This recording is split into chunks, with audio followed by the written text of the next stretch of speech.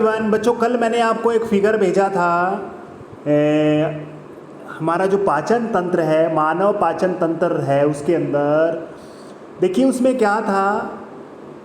मैंने आपको पहले इस चैप्टर को शुरू करने से पहले बताया था, इस चैप्टर में से 6 नंबर का क्वेश्चन आपके पेपर में आता है।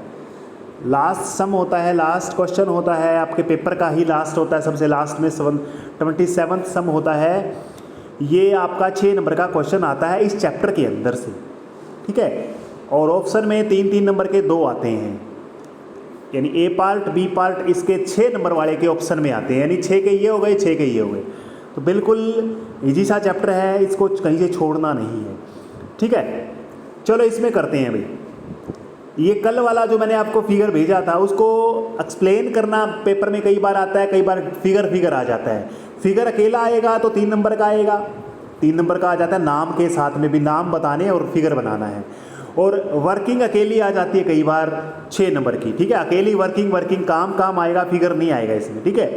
तो सबसे पहले आपको मैंने बताना था कि इसमें कल जो डायग्राम आपको कल बनाना दिया था, आशा करता हूँ आपने बना लिया है। तो हम स्टार्ट करते हैं यहाँ से। जो भी हम भोजन खाते हैं वो पाचन नलिका में से होकर जाता है। पाचन नलिका यानी आहार नाल जो होता है वो, उसकी बात हम करते हैं। भोजन का जो इसके अंदर उपचार नहीं है, यहाँ पर गलत लिखा हुआ है, ठीक है। तो भोजन का जो कण है वो छोटे छोटे कणों में विभक्त करते हैं। भोजन के अंदर जो आहार नाल है, भोजन का नाल आहार नाल कह सकते हैं। मुख गुहा में दांत भोजन को चबाते हैं।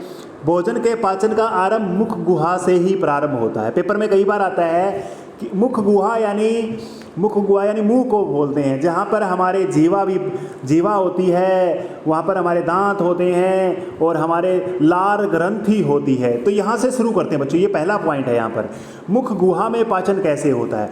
मुख गुहा में क्या होती है, जीवा भोजन का स्वाद शक्ति है। कहने का मतलब जीवा क्या करती है, भोजन को अंदर लेने का काम करती है, अंदर लेके जाते हैं भोजन को जीभ के द्वारा। दांत क्या करते हैं, छोटे छोटे टुकड़ों में दबाते हैं, यानी टुकड़े कर देते हैं भोजन के। और लार ग्रंथियाँ लार मिक्स कर देती हैं।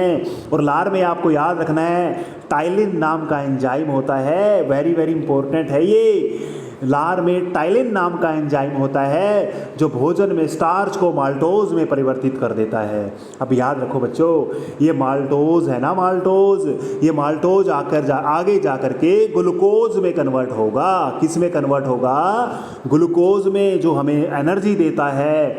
तो अभी तो एक बार इसका माल्टोज में कन्वर्ट हुआ है। इसके बाद में बच्चों ग्रसिका, यानी खाद्य नली भी कह सकते हैं, फूड पाइप, ठीक है, ग्रसिका। इसके बाद कहाँ जाता है, ग्रसिका में जाता है। अब एक बात याद रखना है, ग्रसिका में किसी प्रकार का पाचन नहीं होता भाई। ग्रसिका सिर्फ काम करती है ये पेट में पहुँचाने, अमाशय के अंदर, अमाशय यानी हमारे स्टमक के अंदर पेट में पहुँचाने का काम करती है भोजन को।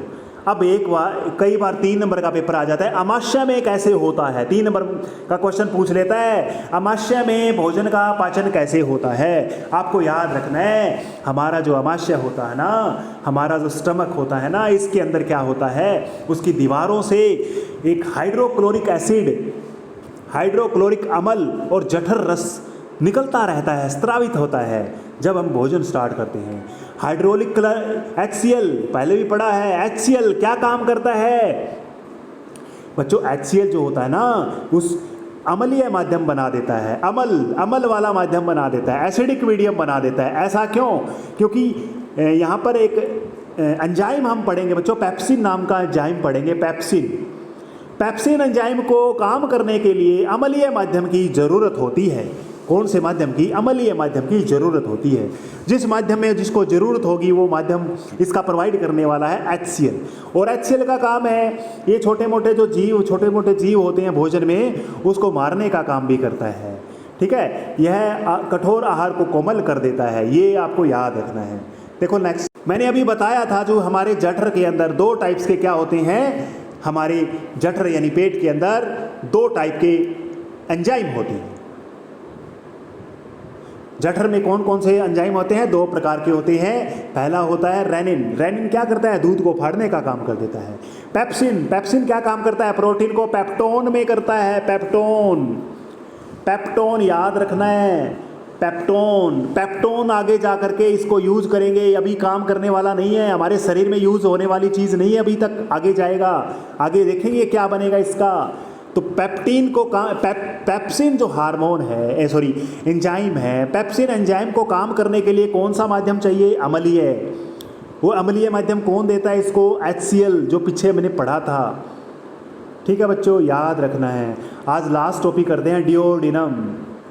डिओडिनम, छोटी आंत का पहला भाग डिओडिनम कहलाता है बच्चों। क्षुद्र आंत, छोटी आंत, कल डायग्राम देख लेना कल वाले में।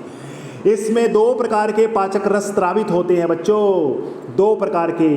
अग्नाशय रस से, अग्नाशय यानी पैनक्रियाज से अग्नाशय रस आता है और यकृत से पीत रस आता है बच्चों इसके अंदर। कल वाला डायग्राम देख लेना। अग्नाशय से तो ये क्या, चलो मैं डायग्राम दिखा देता हूँ आपको, देखिए यहाँ देखो बच्चों, यहाँ ये छोटे वाला पार्ट है। चलो दूसरा पेन लेके बता देता हूँ आपको। इसमें ये वाला डिओडिनम होता है स्टमक के नीचे, बिल्कुल अमाशय के नीचे। अब इसमें अंदर क्या क्या चीज़ आ रही है, देखो कनेक्शन देखो इसके। ये वाला पार्ट, इसके अंदर से यहाँ क्या एंट्री होता है? अग्नाशय से अग्नाशय रस, अग्नाशय रस। और ये क्या है? पित्ताशय से पीत रस, इसके अंदर आता है बच्चों, पीत रस आता है। अब इन दोनों का काम क्या है, ये दोनों का काम पढ़ेंगे। देखो पीत रस को बाइल जूस भी बोलते हैं, बाइल जूस, जो वसा के बड़े बड़े कणों को छोटे छोटे कणों में तोड़ देता है। ठीक है। और अग्नाशय से जो आता है, रस आता है, वो अक्षारीय माध्यम बना देता है, अक्षारीय माध्यम बना देता है। चलो बच्चों पढ़ते हैं इसको। देखिए इसके अंदर अग्नाशय से बता दिया मैंने, यकृत से पित्राशय कह सकते हैं, पितरस पिताशय से, यकृत या पिताशय। यकृत से स्रावित पीत रस एक अक्षारीय जूस होता है, पीत रस, जो अम्लीय माध्यम को अक्षारीय कर देता है। पीत रस क्या काम करता है? वसा की छोटी छोटी गोलियों में तोड़ देता है, वसा को बड़ी बड़ी गोलियों को। यकृत से स्रावित पीत रस एक प्रकार का अक्षारीय रस होता है, जो माध्यम को अम्लीय से अक्षारीय कर देता है। पीत वसा के बड़े बड़े कणों में परिवर्तित कर देता है और इसे इमल्सीकृत बोलते हैं बच्चों, इमल्सीकृत। अब कई बार पूछ लेते हैं इमल्सीकृत क्या होता है? वसा के बड़े बड़े कणों का छोटे छोटे कणों में टूट जाना इमल्सीकृत होता है, इमल्सीकरण बोलते हैं इसको। ठीक है। तो बच्चों अग्नाशय में आगे करेंगे ये तो, ठीक है, इतना ही करेंगे एक बार। थैंक यू बच्चों, इतना ही करेंगे।